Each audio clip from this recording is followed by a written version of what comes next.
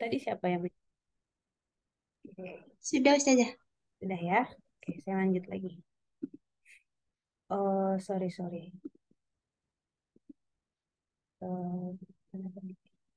Nah, ini latar belakang. Kita berbicara dulu mengenai latar belakang. Kenapa ilmu ini perlu untuk dipelajari? Kenapa ilmu ini muncul dan lain sebagainya. Nah, yang pertama, latar belakang kenapa anakon ini muncul. Anakon ini muncul di tahun ilmu yang muncul di tahun 60-an. Di tahun 60-an, di mana dia menjadi jawaban atas perbaikan pengajaran bahasa asing. Jadi kalau dulu belajar bahasa asing itu harus tata bahasa. Jadi kalau mau mengajar bahasa asing harus yang diajarkan adalah tata bahasa. Nah, tapi ternyata muncul berbagai macam kesulitan yang dihasilkan dari tata bahasa tersebut. Salah satunya mungkin yang tadi jadi pertanyaan di mana kuliah umum tadi. Nah, jadi yang pertama itu latar belakangnya kesulitan pembelajar dalam memperoleh bahasa kedua akibat pengaruh dan interferensi dari bahasa pertama. Jadi ada kalanya kita merasakan kesulitan untuk memperoleh bahasa Arab gitu. Kita kesulitan untuk belajar bahasa Arab karena ada pengaruh dari bahasa Indonesia kita. Contoh misalnya kita nggak punya kosakata, tapi tadi apa yang ditanyakan Zuniko itu ya? Lamada mada ya tadi ya, lamada. Nggak apa-apa gitu kan? Nah, kalau dalam bahasa Arab kan mafi muskilah, ya kan? Mafi muskilah. Tapi akhirnya mungkin punya keterbatasan tertentu, keterbatasan dalam pembentukan kalimat, keterbatasan dalam pembentukan kata, akhirnya menimbulkan sebuah kesulitan gitu. Nah, jadi analisis kontrastif ini muncul karena kebiasaan si kita sebagai pelajar bahasa Arab atau pelajar bahasa kedua melakukan interferensi gitu. Jadi akhirnya kita kesulitan untuk memperoleh untuk membentuk bahasa Arab gitu karena kita akan membentuk bahasa Arab dilihat dari struktur bahasa Indonesia. Nah, itu menjadi sebuah latar belakang Anakon. Lalu yang kedua, nah, analisis kontrastif ini lebih tepatnya disebut sebagai bidang kajian linguistik yang bersifat hybrid. Jadi dia nggak nggak general dan nggak parsial juga gitu. Dia bisa dua-duanya, bisa keduanya. Sorry, saya minta bantuan ini mungkin ya. Eh, ada teman yang mau join. Oke, Azkia. Oke, lanjut lagi ya. Jadi analisis kontrastif ini dia bisa dikaji secara general, secara umum, tapi bisa juga dikaji secara parsial. Mungkin sekarang belum ada gambarannya, tidak apa, nanti saya berikan gambarannya. Kemudian, analisis kontrastif adalah sebuah bidang kajian linguistik tentang dua tipologi yang bersifat kontras. Nah, tipologi itu adalah istilah untuk pengelompokan berdasarkan jenis atau tipe. Jadi, dengan asumsi dua tipe bahasa yang berbeda sifatnya kontras. Nggak sama nih, sama sekali nggak sama. Kontras gitu, langit dan bumi. Arab dengan Indonesia kan langit dan bumi itu. Untuk beberapa hal, dalam beberapa hal. Entah itu dalam fonologi aja udah banyak yang berbeda. Ada berapa huruf atau ada berapa bunyi yang ada di Arab, ada di Indonesia? Mungkin tidak banyak. Dan ada berapa bunyi yang hanya dimiliki Arab tapi tidak dimiliki Indonesia? Dan sebaliknya. Nah, dengan asumsi bahwa ini berdua nih harus kita kontraskan nih, harus kita bandingkan. Itu ada berapa yang sama, ada berapa yang beda, ada dan lain sebagainya. Gitu. Analisis kontrastif juga disebut sebagai suatu kajian yang berdasar pada asumsi bahwa bahasa-bahasa itu dapat dibandingkan. Jadi pada intinya, semua bahasa di dunia ini dianggap oleh Akon itu sama. Semua bahasa di dunia ini sama. Semuanya sama-sama memiliki subjek. Semuanya sama-sama memiliki kata kerja. Semuanya sama-sama memiliki huruf, harf maksud saya, misalnya nomina, verba, partikel, dan lain sebagainya. Jadi dengan asumsi, semua bahasa di dunia ini sama dan bisa dibandingkan. Bahasa Jerman dibandingkan dengan bahasa Indonesia bisa. Bahasa Prancis dibandingkan dengan bahasa Arab bisa dan lain sebagainya gitu. Asumsi akon seperti itu. Nah, gambarannya seperti ini. Kalau dalam bahasa Arab, bahasa Indonesia dulu. Bahasa Indonesia itu ada namanya kalimat verbal dan kalimat nominal. Masih ingat nggak teman-teman mata pelajaran bahasa Indonesia di sekolah? Kalimat verbal dan kalimat nominal. Masih ingat tidak?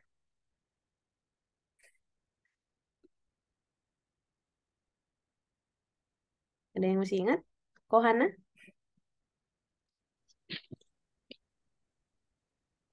Verbal, verbal kata kerja Ustazah, nomina kata benda. Yang ada, ya, yang ada kata bendanya gitu. Nah, gini. Kalau dalam bahasa Arab itu kan ada jumlah ismiyah dengan jumlah fi'liyah ya.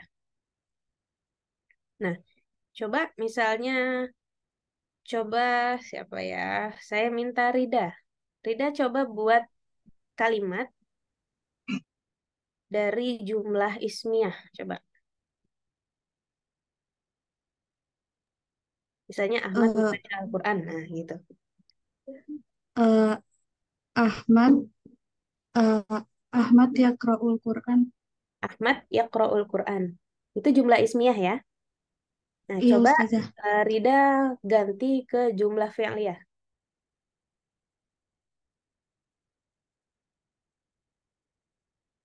Dari ismiyah ke fi'liyah tadi Ahmad yaqra'ul Quran. Kalau ke jumlah fi'liyah jadinya boleh mungkin yang lain dari kalimat tadi diubah ke jumlah fi'liyah. Yaqra'u ya Mm-mm. yaqra'u yaqra'u yaqra'u yaqra'u Ahmad Ustazah. Yaqra'u Ahmad Al-Qur'ana gitu ya. Iya. Jadi kalau dalam bahasa Arab, ini contoh anakon ya untuk memudahkan konsep teman-teman. Dalam bahasa Arab ada namanya jumlah ismiyah dan jumlah fi'liyah. Begitu juga dalam bahasa Indonesia. Bahasa Indonesia ada kalimat nominal, ada kalimat verbal. Nah, artinya dua-duanya sama-sama punya nih. Indonesia punya kalimat nominal dan verbal, bahasa Arab punya jumlah ismiyah dan jumlah fi'liyah. Tapi apakah keduanya sama? Nah, ternyata keduanya beda. Kalau dalam bahasa Arab, jumlah ismiyah dan jumlah fi'liyah itu hanya dibedakan apa kata pertamanya, isim atau fi'il, ya kan? Di dalamnya ada kata kerja. Nah, tapi kalau dalam bahasa Indonesia, kalimat nominal di dalamnya tidak ada kata kerja. Gitu. Jadi kalau dalam bahasa Indonesia misalnya kalimat verbalnya ibuku bekerja di perguruan tinggi. Ubah menjadi kalimat nominal. Nah, kalau dalam konteks kita kan menjadi jumlah ismiyah. Nah, kalau dalam bahasa Indonesia jumlah ismiyah kalimat nominal itu tidak ada kata kerja di dalamnya. Kalau tadi ibuku bekerja di perguruan tinggi. Kalimat nominalnya menjadi ibuku seorang dosen di perguruan tinggi. Gitu. Jadi nggak ada kata kerja di situ. Dia adalah seorang apa. Nah, ternyata beda antara konsep kalimat nominal dalam bahasa Indonesia dengan jumlah ismiyah dalam bahasa Arab ternyata. Padahal dua-duanya punya punya apa namanya? Punya kajian yang sama gitu. Jumlah ismiyah dengan jumlah fi'liyah. Nah, eh, hal ini yang dianggap oleh Anakon itu menjadi sebuah kesulitan dalam memahami bahasa Arab atau kesulitan dalam mengkontraskan bahasa Arab dengan bahasa Indonesia gitu. Jadi karena dari SD kita sudah dikasih tahu kalau kalimat nominal itu tidak ada kata kerja di dalamnya, sementara kalimat verbal ada kata kerja di dalamnya, akhirnya terbawa saat misalnya kita harus mempelajari bahasa Arab gitu. Jadi asumsi-asumsinya masih terbawa seperti itu. Ya, jadi ternyata ada perbedaan gitu. Itu itu mungkin gambaran untuk anakon ya, apa yang dikontraskan. Kemudian eh, posisi anakon dalam pengajaran bahasa kedua. Posisi analisis kontrastif dalam nanti teman-teman akan mengajar bahasa kedua. Nanti kan teman-teman akan ada PKM ya, akan mengajar bahasa kedua. Tidak perlu menunggu PKM ya, mungkin ya sekarang misalnya sedang mengajar di mana, mengajar bimbel atau memang sudah jadi guru di sekolah. Jadi anakon ini ternyata memiliki posisi khusus dalam pengajaran bahasa kedua. Yang pertama, bukan yang pertama ya, memang satu ya. Analisis kontrastif adalah sebuah metode. Ternyata Anakon ini metode. metode yang digunakan dalam mencari suatu perbedaan antara bahasa pertama atau bahasa sumber dengan bahasa kedua atau bahasa sasaran. Jadi, akon ini metode yang digunakan untuk mencari perbedaan bahasa Arab dengan bahasa Indonesia yang sering membuat pembelajar bahasa kedua mengalami kesulitan. Nah, yang perbedaannya itu membuat pelajar bahasa pertama dengan pelajar bahasa kedua mengalami kesulitan. Contohnya misalnya dalam konteks membaca. Dalam bahasa Indonesia hanya ada satu huruf S. Tapi dalam bahasa Arab bunyi S itu terbagi menjadi 3. Empat malah. Sa, sa, sya, so. Ada 4 gitu. Nah, anakon itu berfungsinya di sini. Jadi dalam bahasa Indonesia ada satu bunyi S, tapi dalam bahasa Arab ternyata ada 4 bunyi S. Ada ta, bunyinya kan sama-sama S. Ta, lalu ada sa, sya dengan so. Nah, bunyi sin itu sama dengan bunyi S. Artinya tidak akan ada kesulitan. Tapi mungkin 3 bunyi lainnya itu akan menjadi kesulitan. Saat misalnya ada ayat misalnya yauma yakunun nasu kal faroshil mabthus. Ada shin, ada tha. Bisa jadi anak-anak atau orang-orang itu akan membaca yauma yakunun nasu kal faroshil mabthus. Dibaca S semua. Gitu. Karena kenapa? Karena ada kesulitan dan tidak biasa membunyikan bunyi shin dengan bunyi tha. Seperti itu. Jadi analisis kontrastif itu dia menjadi metode yang digunakan untuk mencari perbedaan antara bahasa pertama dengan bahasa kedua. Gitu. Oke. Semoga sampai sini bisa difahami dulu. Kemudian lanjut lagi. Nah, analisis kontrastif dalam bahasa Arab namanya at-tahlil at-taqabuli. Sama ya. Dia huwa ijra'u amali lil muqaranah baina anzimah lughatain aw akthar li hasri aujahi tasyabuh wa aujahil ikhtilaf bainahuma.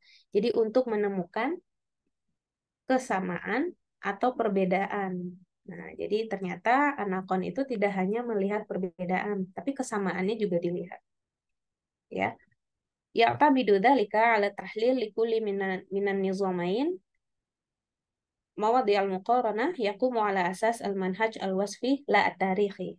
Nah, maksudnya di sini kalau tadi di pendapat sebelumnya mengatakan bahwa akon itu adalah metode, ada juga yang mengatakan bahwa akon atau analisis kontrastif itu seperti prosedur kerja.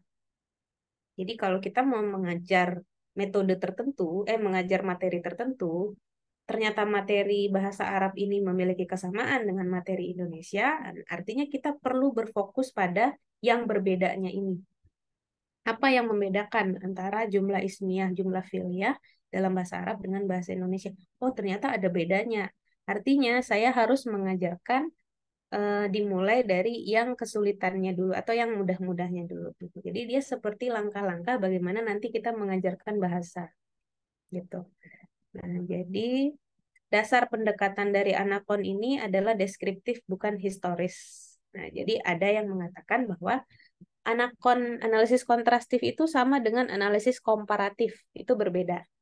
Walaupun keduanya sama-sama melihat bentuk mengkomparasikan, mengcompare, tapi kalau analisis komparatif itu dia sifatnya historis. Jadi dia membedakan antara bahasa dulu di zaman misalnya di zaman Khulafaur Rasyidin, bahasa Arab dulu dengan bahasa Arab sekarang gitu. Itu namanya analisis komparatif. Tapi kalau analisis kontrastif itu melihat bahasa yang memang digunakan sekarang saat ini. Yang saat ini sedang dipelajari gitu.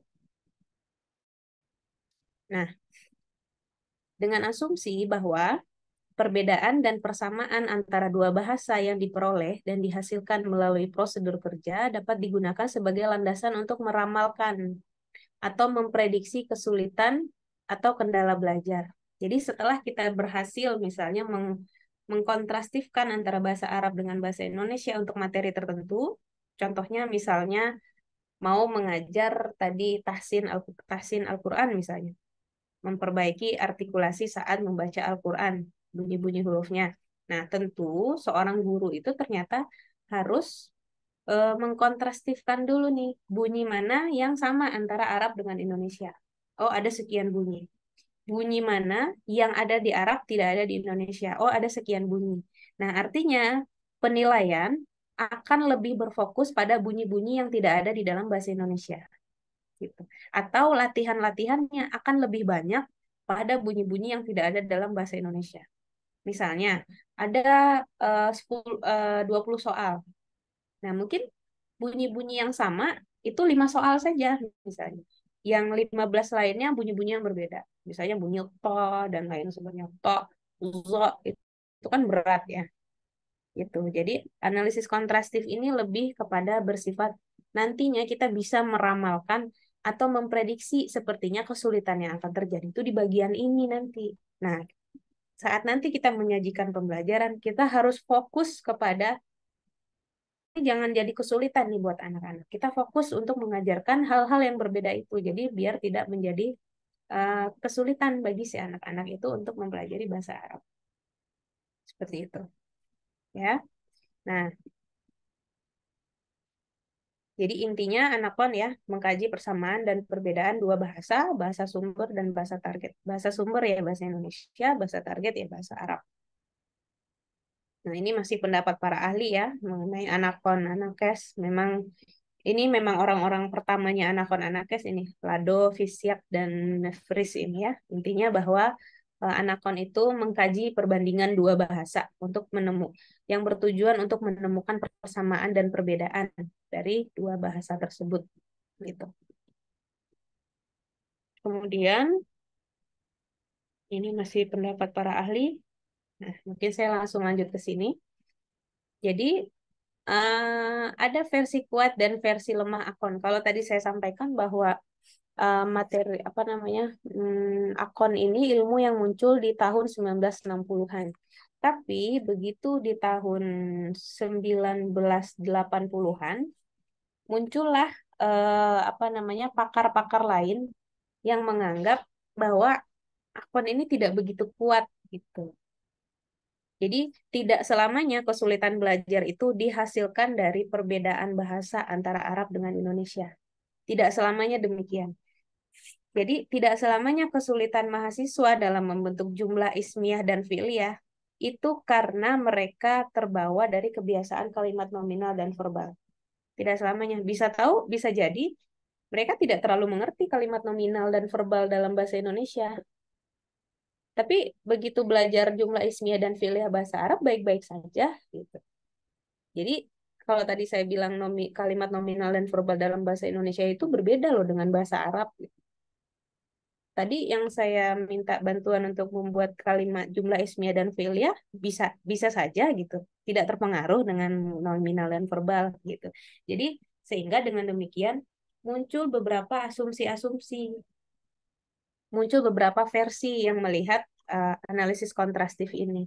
Jadi ada analisis kontrastif yang melihat dari jadi ada pendapat yang melihat analisis kontrastif secara versi kuat. Jadi dia mengatakan atau di sebuah pandangan yang mengatakan bahwa semua kesulitan dalam pembelajaran bahasa target, BT ini bahasa target ya atau bahasa Arab, dapat diramalkan secara tepat. Gitu. Kalau menurut versi kuat Akwan tuh seperti itu. Jadi begitu kita sudah tahu ada perbedaan nih antara konsep bahasa Arab dengan bahasa Indonesia, paling tidak kita bisa meramalkan nanti ke depannya akan sulit nih di bagian ini. Gitu. Contohnya tadi saat mau belajar aswat misalnya, artikulasi bunyi. Pasti sulit nih bunyi-bunyi berikut ini nanti akan dipelajari oleh si siswa. Nah, artinya karena kita sudah punya bekal si akon ini tadi, kita bisa meramalkan, bisa memprediksikan apa yang dipelajari kemudian gitu. Karena yaitu kalau versi kuat akon memang kata kuncinya adalah meramal atau memprediksi kesulitan. Versi kuat akon itu. Jadi kita kenapa mempelajari analisis kontrastif? Karena materi apa yang akan kita ajarkan nanti kepada siswa-siswa kita bisa kita ramalkan dulu. Kayaknya nanti muncul kesulitannya tuh di sini. Bagaimana kita bisa meramal setelah kita melakukan perbandingan antara dua bahasa atau dua materi yang akan diajarkan. Itu. Jadi misalnya materi apa? eh, Kalau dalam bahasa Indonesia ya sudah kata kerja itu kan hanya satu ya, tidak seperti domir itu kan cuma saya, kamu, kata ganti kan cuma tiga ya kata ganti ya. Kalau kita kan kata ganti ada 14 gitu. Nah, jadi ada kemungkinan kesulitan-kesulitan itu muncul di kata ganti kedua huma kalau menurut versi Akon. Nah, jadi pembentukan pembentukan kalimat yang ada huma di dalamnya, ada dobir huma ini seringkali menjadi kesulitan gitu. Nah, asumsinya seperti itu. Nah, kemudian, nah ini Akon yang versi kuat.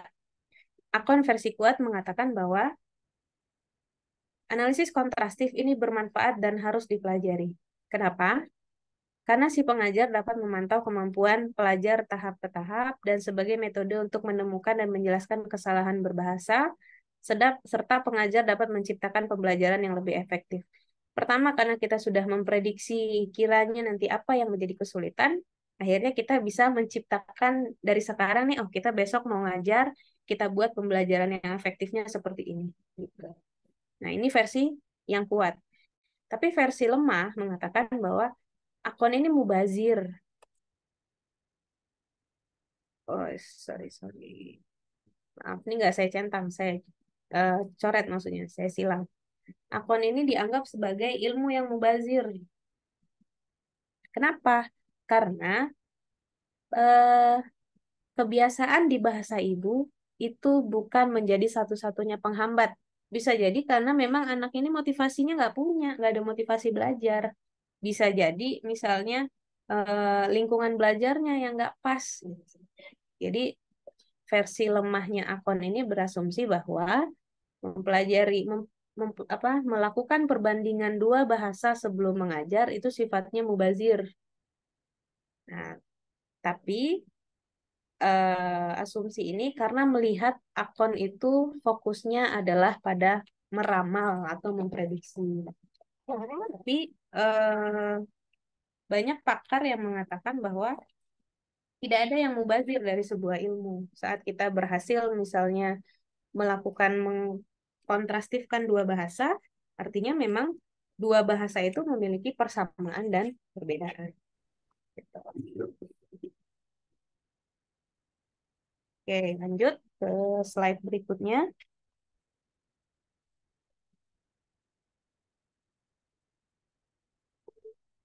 Nah, ini asumsi-asumsi Akon. Nah, ini yang menjadi pertanyaannya tadi di seminar nasional. Di seminar umum ya, di kuliah umum. Para pelajar bahasa target cenderung melakukan transfer atau interferensi unsur-unsur dari bahasa Indonesia dan mendistribusikan ke dalam bahasa target, baik secara produktif maupun reseptif. Tuh. Jadi istilah transfer dan istilah interferensi kan sudah belajar ya di sosiolinguistik. Kebiasaan kita menggunakan bahasa Arab atau bahasa asing, tapi terbawa dengan kebiasaan di bahasa Indonesia.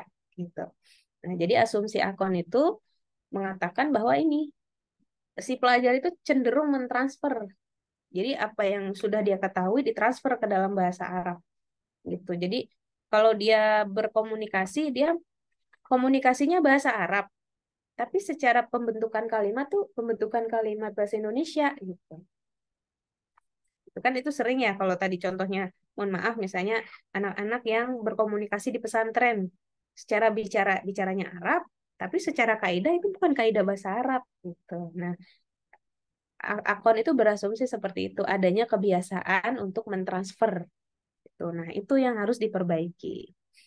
Kemudian nah, guru, dosen, pengajar, atau kalian yang ada di kelas Akon ini yang telah mengadakan perbandingan antara bahasa sumber dengan bahasa target akan mengetahui lebih dalam masalah-masalah yang sebenarnya dihadapi oleh pelajar. Gitu. Nanti setelah teman-teman, kan teman-teman di sini sudah belajar nahwu sorof ya. Nah, kira-kira yang kalian alami itu kesulitannya tuh di mana? Coba deh, apakah kesulitan yang teman-teman alami itu, apakah memang karena tidak ada kaidahnya dalam bahasa Indonesia atau bagaimana gitu? Biasanya kalau kaidahnya tidak ada dalam bahasa Indonesia, akhirnya teman-teman punya kesulitan untuk menalar, untuk menyimpulkan ini apa sih maksudnya gitu. Masdar misalnya. Masdar ini apa ya maksudnya? Fungsinya ini buat apa ya dalam bahasa Arab gitu. Karena misalnya dalam bahasa Indonesia, misalnya fungsi masdar tidak tidak sebegitu apa namanya hebat dalam seperti dalam bahasa Arab gitu. Misalnya seperti itu ya. Nah, itu adalah asumsi dasar akon. Kemudian asumsi pengajar bahasa ini sama aja ya seperti yang tadi. Nah, apa yang kita lakukan saat melakukan analisis kontrastif? Kalau tadi kan akon itu kan prosedur kerja ya. Jadi yang kita lakukan di mata kuliah ini, yang pertama, membandingkan struktur bahasa pertama dengan struktur bahasa kedua. Yang pertama, membandingkan struktur bahasa pertama dan struktur bahasa kedua. Jadi nanti teman-teman di mata kuliah akon ini akan dibagi ke dalam 4 kelompok akon dan 4 kelompok akes. Ya, ada 4 kelompok akon dan ada 4 kelompok akes. Kita fokusnya di 4 kelompok akon dulu. Jadi kalau dalam bahasa Arab itu kan ada dalam semua bahasa itu kan yang dikaji fonologi, morfologi, sintaksis dan semantik. Fonologi, morfologi, sintaksis, semantik. Nah, jadi teman-teman nanti dari 4 kelompok itu teman-teman akan dipecah. Kelompok 1 fokusnya di fonologi, membandingkan struktur bahasa Arab dengan struktur bahasa Indonesia dalam ranah fonologi. Terus kelompok kedua morfologi atau dalam sorofnya, tapi ambil satu materi saja di sorof. Materi apa terserah, di kalian tentukan saja. Terus di sintaksis, nah kalian bandingkan antara materi nahwu, ambil satu materi nahwu tentang apa, bandingkan antara materi tersebut dengan yang ada di bahasa Indonesia. Lalu yang terakhir, kelompok semantik. Semantiknya terserah mau materi apa saja. Jadi 4 kelompok ini tentukan satu saja materi yang ingin dibandingkan.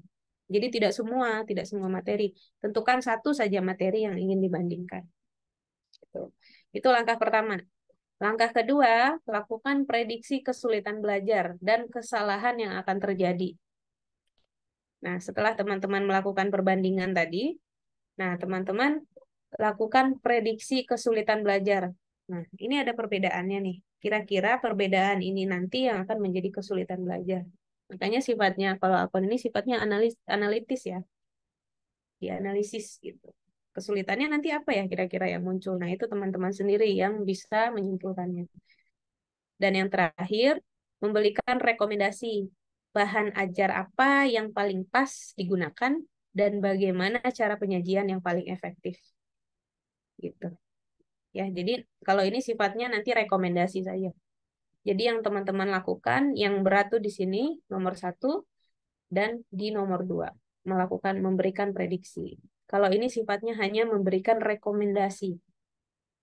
Ya, jadi setelah mengikuti mata kuliah ini, pertama teman-teman sudah melakukan prosedur akon, yaitu membandingkan struktur kata, struktur bahasa. Kedua, teman-teman dilatih untuk berpikir kritis, kira-kira prediksi kesulitan yang terjadi apa, dan yang terakhir, teman-teman dilatih untuk memberikan rekomendasi berdasarkan apa yang sudah kalian teliti atau berdasarkan apa yang sudah kalian lakukan di atas ini.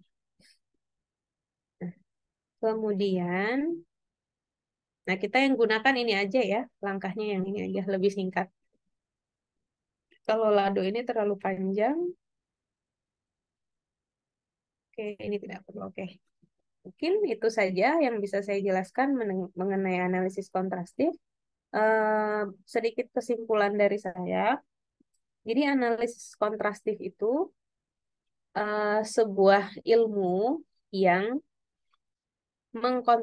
mengkontraskan atau membandingkan dua bahasa, ya, membandingkan dua bahasa, bahasa Indonesia dengan bahasa Arab, yang dibandingkan apanya? Persamaannya dan perbedaannya. Gitu.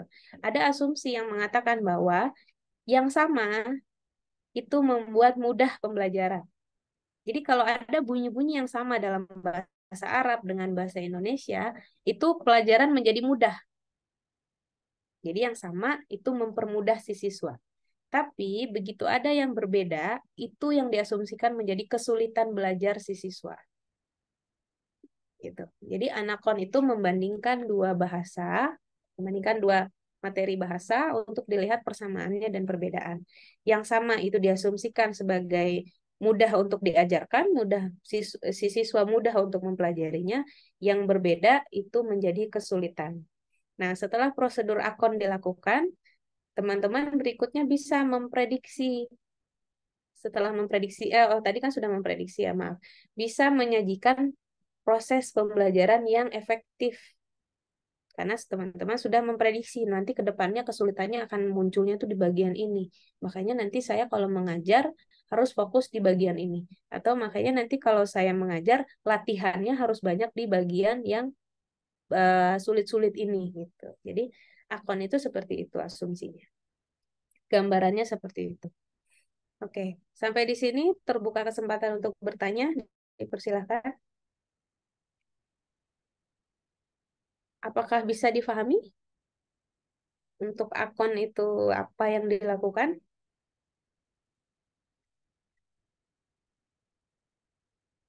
Apa ya?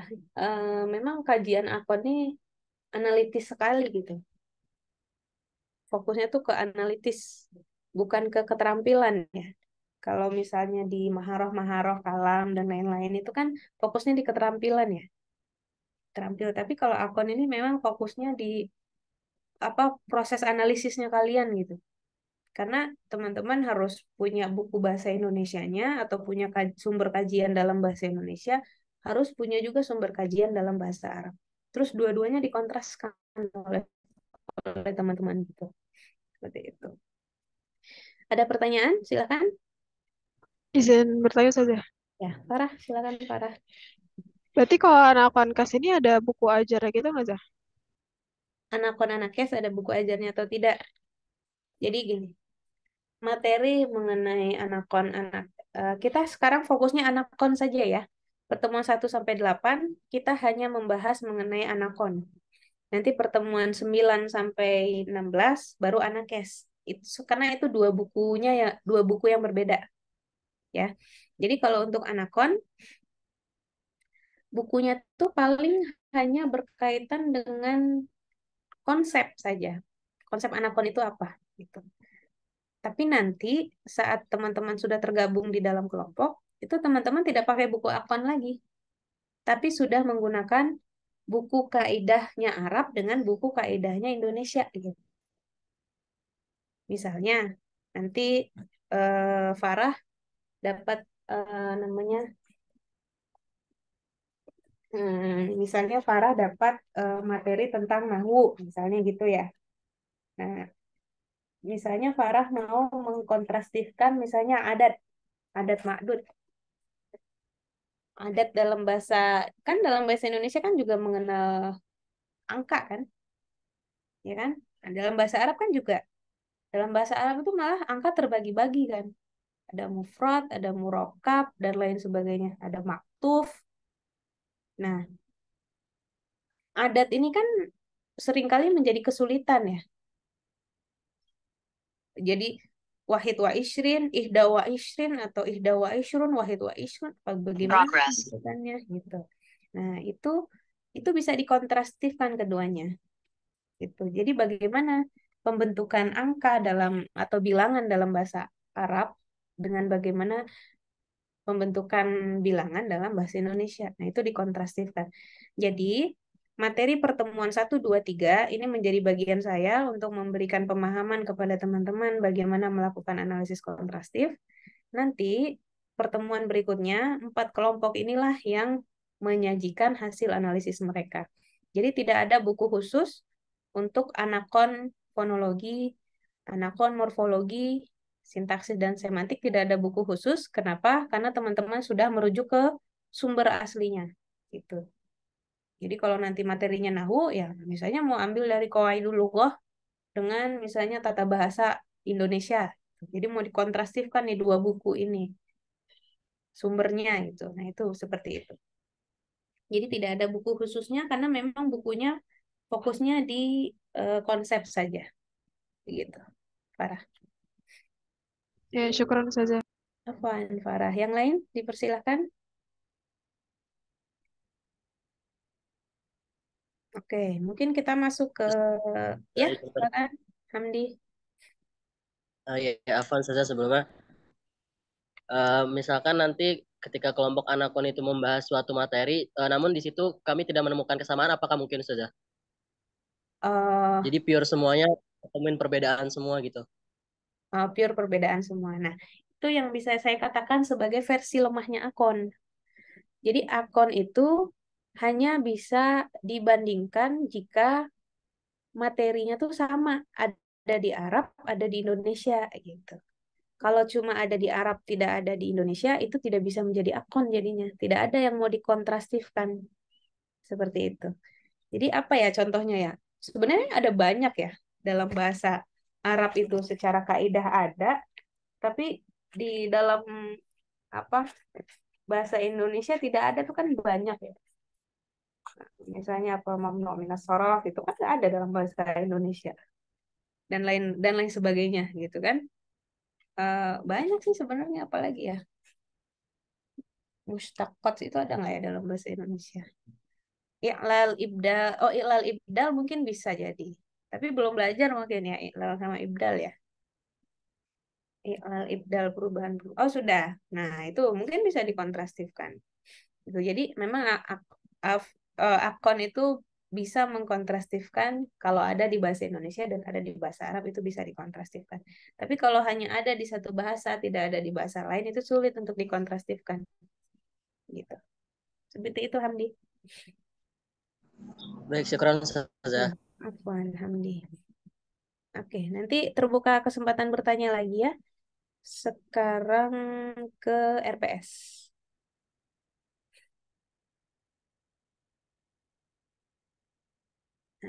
Oke, ini RPS kita. Rara untuk kelas A ada berapa orang Rara? 23 saja. 23. Oke, Kaisar. Kelas B berapa Kaisar? Kelas B cuma 14 Ustazah. 14. Iya, sisanya ada 6 orang itu yang ikut MBKM. warawiri itu MBKM betul. Oh ya. Nanti nama-namanya kirim ke saya ya, Kaisar. Yang 6 Nah, MBKM ini. Oke. Nah, jadi nanti Rara dengan Kaisar bikin 8 kelompok ya. 8 kelompok, 4 kelompok akon, 4 kelompok akes. Gitu. Nah, jadi yang 4 kelompok akon, nanti deh saya jelaskan ke sini dulu. Jadi intinya bikin 8 kelompok, 4 ke kelompok akon, 4 ke kelompok akes. Oke, kita ke RPS dulu ya. Mata kuliah ini 2 SKS, tapi rasanya seperti 4 SKS. Rasanya, karena analitis isinya. Gitu ya. Dosen pengampunya Ustadz Hakam di kelas CD, saya di kelas AB. Untuk anakon. Nanti untuk anakes, saya akan mengajar di kelas CD, Ustadz Hakam akan mengajar di sini untuk akes. Jadi tukeran gitu. Ya. Mata kuliah ini bidang keahlian penunjang 16 kali pertemuan. Ini nanti CPL-nya dibaca saja ya. CPMK-nya juga intinya teman-teman bisa memiliki pengetahuan konsep analisis kontrastif dan analisis kesalahan, bisa menerapkan teori analisis kontrastif, bisa memprediksi gejala kesalahan dan dalam analisis kesalahan. Ini karena ini gabungan ya. Nah ini nih, yang ini saja kita fokusnya. Intinya hari ini saya mengharapkan teman-teman mampu menjelaskan konsep analisis kontrastif. Kalau analisis kesalahan nanti, kemudian mampu mengaplikasikan teori analisis kontrastif dalam tataran fonologi, morfologi, sintaksis, dan semantik. Mampu menganalisis, kalau ini saya yang menjelaskan ini, kontrastif tataran tata bahasa transformatif generatif. Ini linguistik sekali soalnya. Kalau ini capaian untuk analisis kesalahan. Nah, apa yang dilakukan di Akon? Akon itu materinya ada 7. Materi 1, 2, 3 itu menjadi tanggung jawab saya. Materi 1, 2, 3 ini saya yang menjelaskan. Hari ini konsep dan asumsi dasar analisis kontrastif. Pekan yang akan datang lebih kepada linguistik. Jadi linguistik itu ada aliran-alirannya. Ada aliran tata bahasa struktural, ada aliran tata bahasa transformatif generatif, ada aliran tata bahasa kasus. Jadi nanti saya jelaskan mungkin berkaitan dengan ini linguistik sekali soal kalau yang poin 2 ini. Kemudian ada analisis kontrastif dalam tataran makrolinguistik. Karena yang ini fokusnya ke mikrolinguistik ini yang 2 ini. Nah, setelah saya selesai menyajikan selama 3 pertemuan, selanjutnya teman-teman dari kelompok 1 akan presentasi anakon tataran fonologi. Kelompok 2 anakon tataran morfologi, kemudian sintaksis, semantik, lalu setelah itu kita UTS. Gitu. Jadi boleh dibentuk dari sekarang kelompoknya. Misalnya sudah ketahuan nih Nazwa ada di kelompok sintaksis gitu. Nah, boleh tentukan dari sekarang yang mau dikontrastifkan tuh materi apa dari Nahu. Atau Hamdi misalnya kelompok Sorof, apa yang mau dikontrastifkan? Apakah afiksasinya, misalnya perubahan bentuk kata, apa imbuhan dan akhirannya? Kan dalam bahasa Indonesia kan ada imbuhan ya. Ada imbuhan, ada akhiran. Misalnya makan, memakan gitu kan. Dan lain sebagainya. Dalam bahasa Arab apakah ada imbuhan? Oh ternyata ada juga perubahan-perubahan apa namanya? Perubahan-perubahan bentuk apa namanya? Bentuk kata misalnya bala dengan bala itu kan berbeda misalnya gitu. Atau bala. Jadi kalau asal katanya cuma 3 tapi begitu diubah bentuknya dia bisa mengubah makna gitu. Jadi yang tadinya dia tidak membutuhkan objek, begitu ditambahkan 1 huruf di dalamnya dia jadi membutuhkan objek gitu. Nah, itu mau dibandingkan apakah ada dalam bahasa Indonesia juga yang seperti itu. Nah, itu nanti bisa dibandingkan. Jadi kita fokusnya hanya di akon saja. Kalau di AKES sama nanti 3 pertemuan, AKES hanya 2 malah. AKES 2 pertemuan pertama nanti diisi oleh dosen, 4 pertemuan berikutnya mahasiswa yang presentasi, melakukan analisis kesalahan dalam tataran fonologi, morfologi, sintaksis, dan semantik, tapi ini difokuskan hanya ke makna leksikal dan gramatikal. Setelah itu ini dosen lagi, dan habis itu UAS. Kegiatan pembelajarannya sama seperti mata kuliah yang pada umumnya ya, ada case base, ada project base. Jadi intinya penyajiannya itu teman-teman presentasi. Teman-teman melakukan penelaahan, kemudian hasil penelaahan teman-teman presentasikan gitu. Nah, ini untuk nilai ya.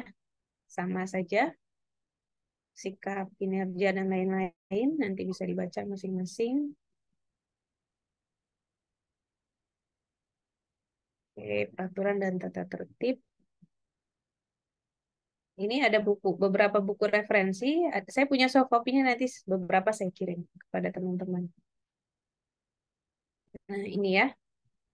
Ini pertemuan 1. Ini nanti pertemuan 2 dan 3 ini bagian saya. Nah, kemudian pertemuan 4, 5, 6, 7 sudah presentasi kelompok 1. Jadi kelompok 1 sudah mulai mengkaji mengenai fonologi, aswat. Dalam fonologi itu ada namanya konsonan, ada namanya vokal.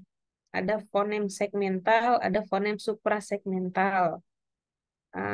Ada fonemik dan fonetik. Silahkan teman-teman tentukan apakah teman-teman akan mengkaji dalam tataran fonetik atau fonemik. Ya, jadi dari sekarang sudah pelajari tuh fonetik atau fonemik. Terus segmental atau suprasegmental yang mau dibahas. Ya. Kemudian nanti dalam tataran fonologi, silahkan morfologi, silahkan tentukan apa yang akan dikaji.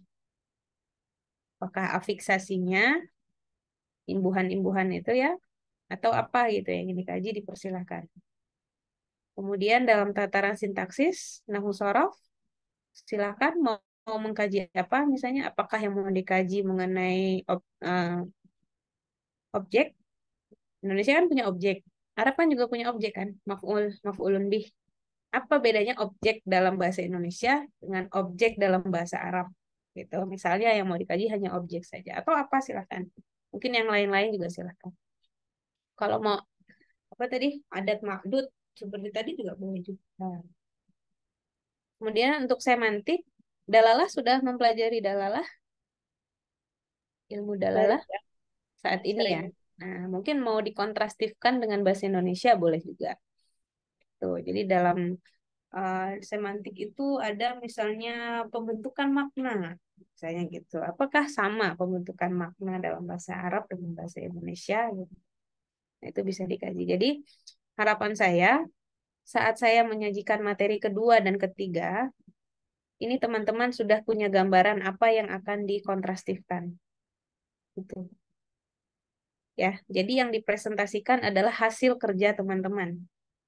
Bukan presentasi seperti mata kuliah lain ya. Kalau mata kuliah lain kan materinya sudah ada, teman-teman rangkum, teman-teman buat PPT-nya.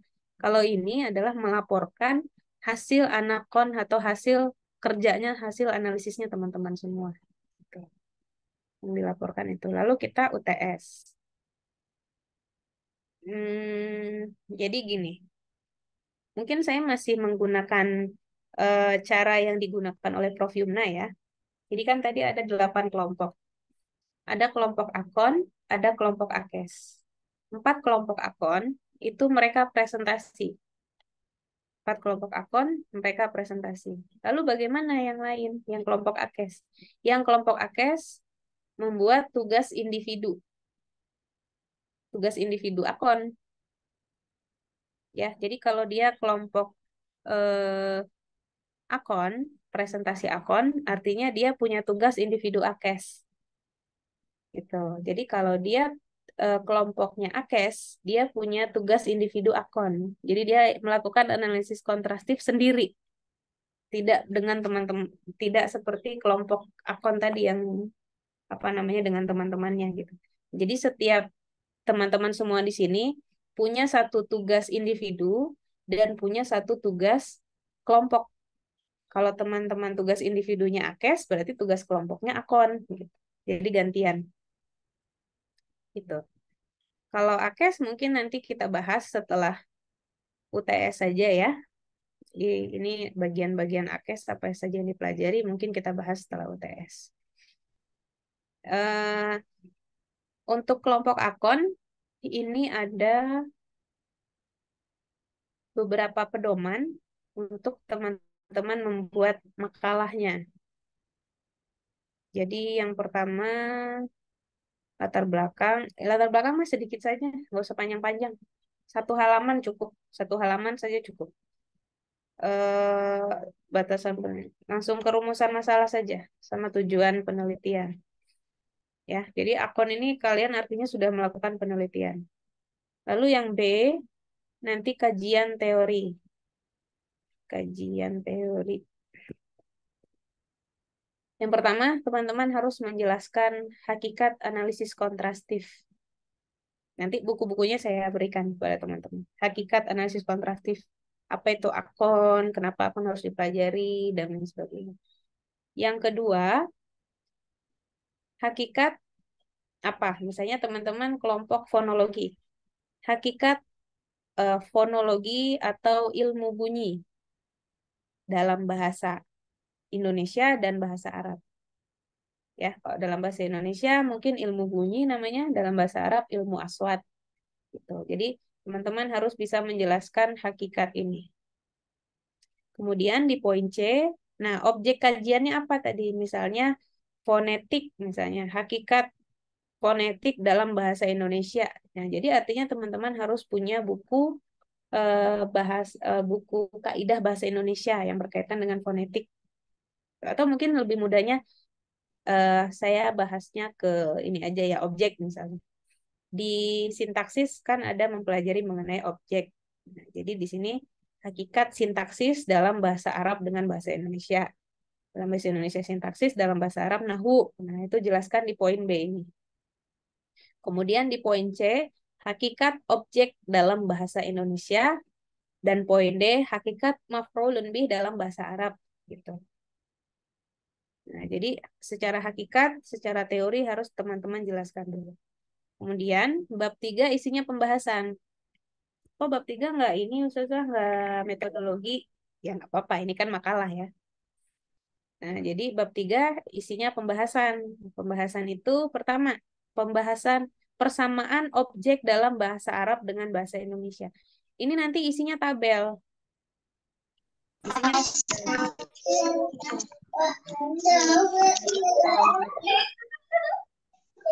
Isinya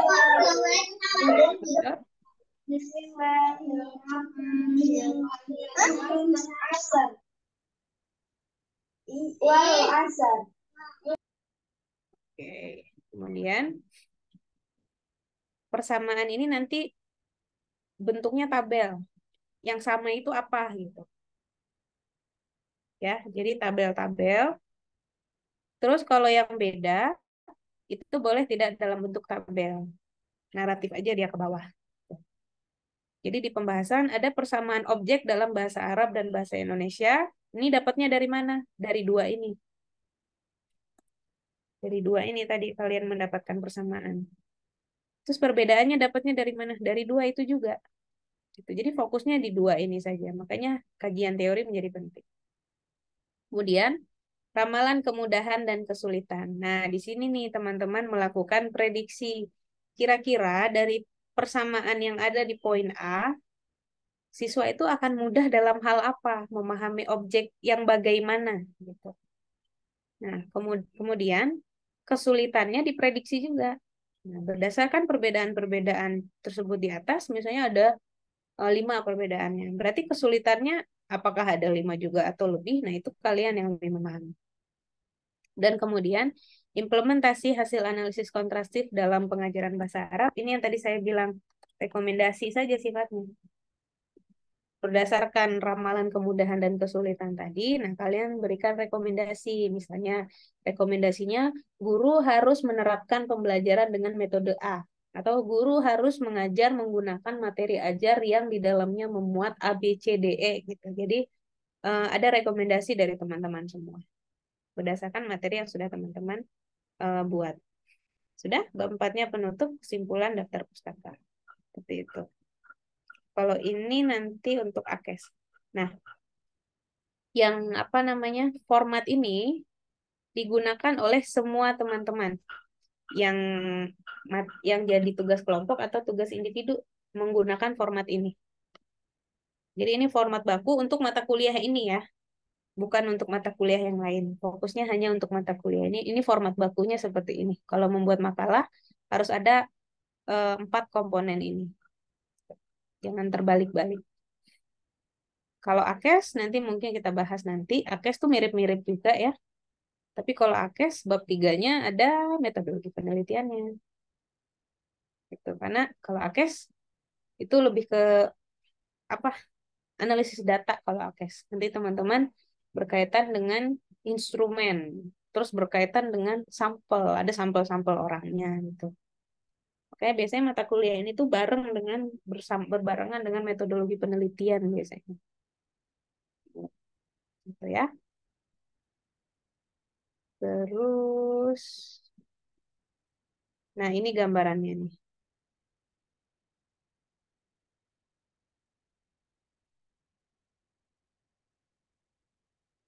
Ini lebih ke tugas kelompok ini.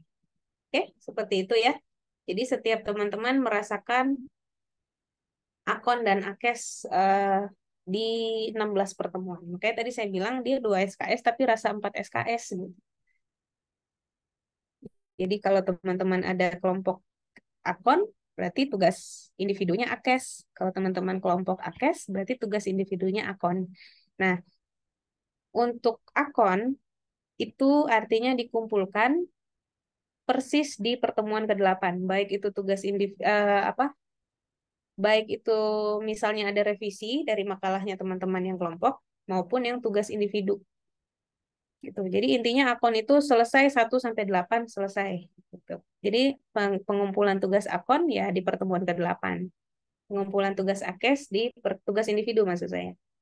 Dikumpulkannya di pertemuan 16 kalau akes. Gitu. Ya, jadi teman-teman semua di sini ya akhirnya harus mulai bergerak mencari judul. Jangan sampai ada judulnya bentrok gitu. Judulnya Rasya dengan Farhana sama gitu. Nggak boleh, harus ganti salah satunya. Gitu. Jangan sampai ada judul yang sama. Karena teman-teman harus melakukan analisis kontrastif secara mandiri. Gitu. Apa yang sudah disajikan oleh akun kelompok tidak boleh menjadi tugas akhir lagi.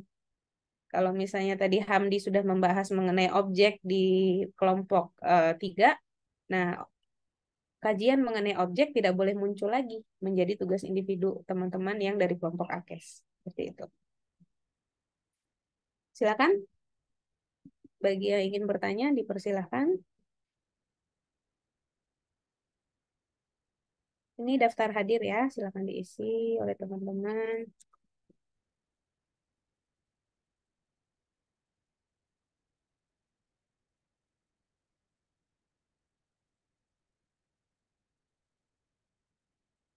Oke, silakan. Ada yang ingin bertanya? Pusing ya? Izin bertanya aja.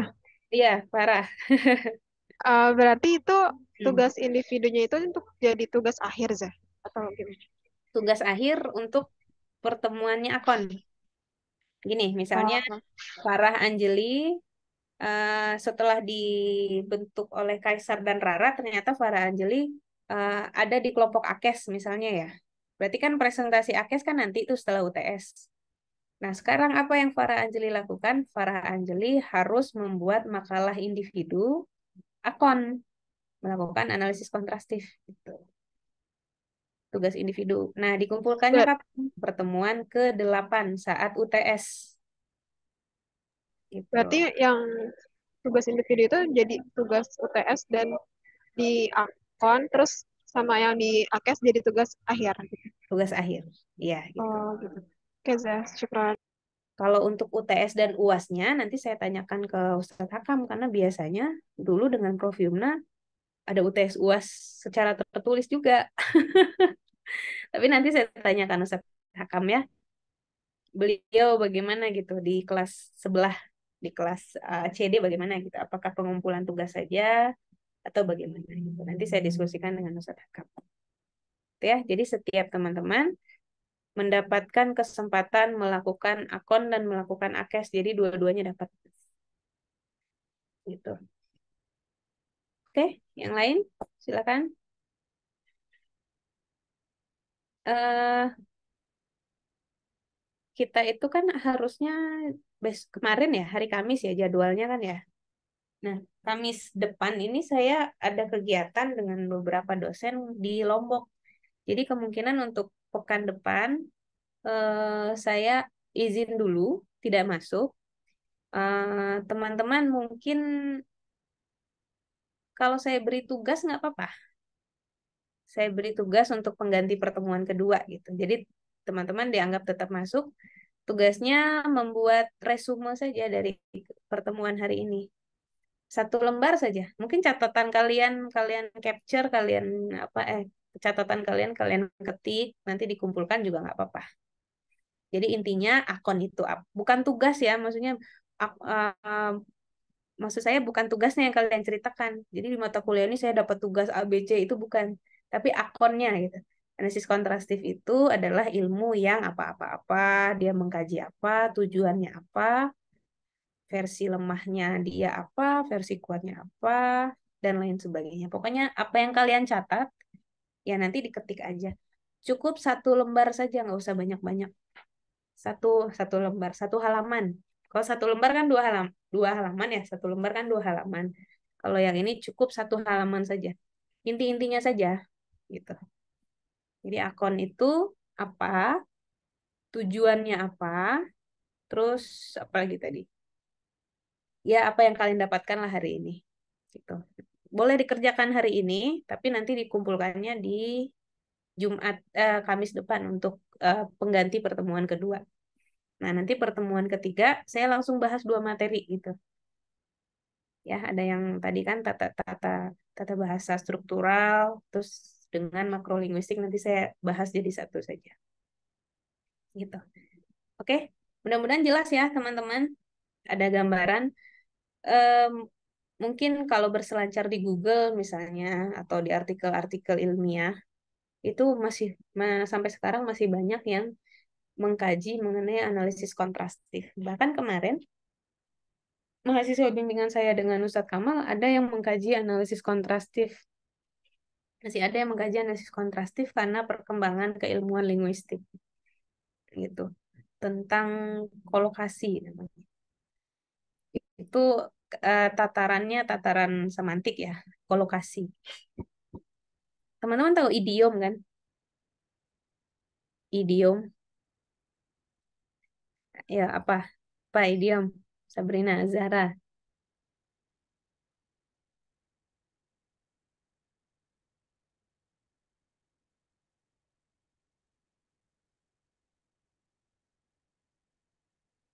Ayo, apa idiom? Idiom itu 2 kata yang bergabung menjadi satu dan memiliki makna yang berbeda.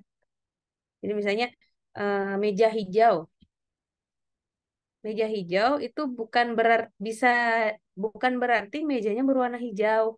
Meja hijau itu persidangan. Gitu. Jadi meja hijau, oh persidangan, meja persidangan maksudnya. Tapi begitu dia dipisah, ya dia punya makna masing-masing. Meja ya meja, hijau ya hijau. Begitu mereka bersatu, dia jadi idiom meja hijau gitu. Nah, terus kalau kolokasi itu ada padanan yang tidak bisa dilepaskan. Pokoknya 2 kata itu dia harus berdua. Kalau nggak berdua, dia nggak bisa gitu. Nah, itu kolokasi. Seperti itu. Pokoknya apa ya kemarin? Saya agak banyak lupa ini saya. Rogi Bafi, Rogi Baan itu dulunya idiom. Tapi seiring dengan perkembangan keilmuan, saya tidak tahu apakah dia sudah berubah menjadi kolokasi atau belum. Rogi Bafi itu berbeda dengan Rogi Baan. Satu sangat menyukai, yang satu lagi sangat membenci. Padahal sama-sama Rogiba. Rogiba itu kan suka. Tapi kalau dikasih an, dia menjadi membenci. Gitu. Seperti itu. Ya, silakan. Masih ada pertanyaan?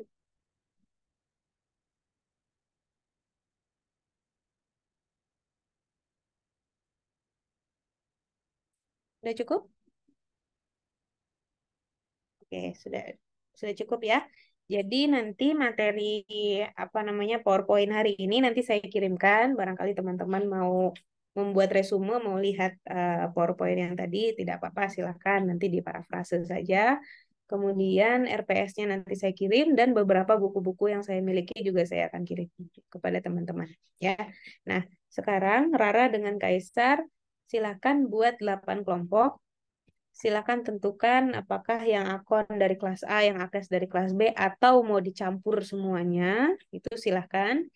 Jumlah per kelompoknya usahakan berarti adil ya. Berarti kalau ada 23 dengan 14 itu kan berarti ada 37. Nah, 37 dibagi ke dalam 8 kelompok. Jadi ada yang 4, ada yang 5 gitu. Ya, ada yang 4, ada yang 5. Silakan nanti Rara dengan Kaisar. Jadi kalau bisa nanti pertemuan kedua tuh saat teman-teman mengumpulkan tugas, nama-nama anggota kelompoknya sudah ada juga gitu. Jadi sudah bisa membayangkan, sudah bisa menentukan judul nih tugas apa yang teman-teman kelompok. Nanti fonologi mau bahas materi tentang apa gitu. Morfologi mau bahas tentang apa gitu ya. Oke, terima kasih ya teman-teman.